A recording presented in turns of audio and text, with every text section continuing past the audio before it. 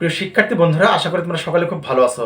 2024 সালের এসএসসি ও সমমানের পরীক্ষার ফলাফল প্রকাশ হলো গত 12ই মে।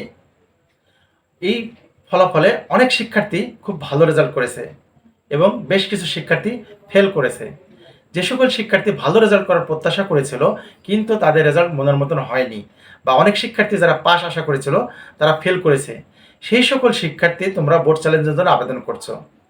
বোর্ড চ্যালেঞ্জ আবেদন করলে আসলে বোর্ডের খাতা কি পুনরায় নিরীক্ষণ করা হয়, এই বিষয়টি তোমরা জানতে চাচ্ছ।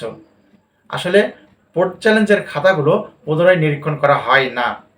শুধুমাত্র বোর্ড চ্যালেঞ্জের খাতাগুলো বের করে সেখানে ওএমআর এর ফর্মে কোনো ভুল আছে কিনা সেটা দেখা হয়, আর নম্বরপত্র যোগ করতে কোনো ভুল আছে কিনা সেটা নির্ণয় করা হয়।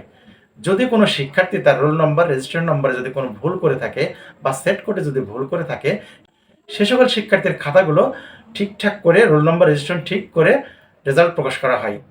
আবার দেখা হয় যে সকল শিক্ষার্থীর খাতায় প্রাপ্ত নম্বরের যোগ করতে ভুল হয়েছে কিনা। যদি কোনো শিক্ষার্থীর প্রাপ্ত নম্বরে ভুল হয়ে থাকে, সে সকল শিক্ষার্থী আবার নতুন করে যোগ করে তাদের যদি পাস আসে, সে সকল শিক্ষার্থীর রেজাল্টে পরিবর্তন হয়। তো অনেক শিক্ষার্থী জানতে চাও যে তোমাদের খাতা আবার পুনরায় দেখা হয় কিনা। না, অবশ্যই পুনরায় দেখা হয় না। শুধু ভুল ত্রুটিগুলো সংশোধন করে তোমাদের রেজাল্ট প্রকাশ করা হয়। আশা করি জিনিসটি বুঝতে পেরেছো। তো প্রিয় শিক্ষার্থী বন্ধুরা, তোমরা যারা বোর্ড চ্যালেঞ্জ করেছো, তোমাদের মনের আশা পূর্ণ হোক, তোমাদের রেজাল্টে পরিবর্তন হোক, এই প্রত্যাশা করে আজকে এখানে শেষ করছি। ভিডিওটি দেখার জন্য ধন্যবাদ।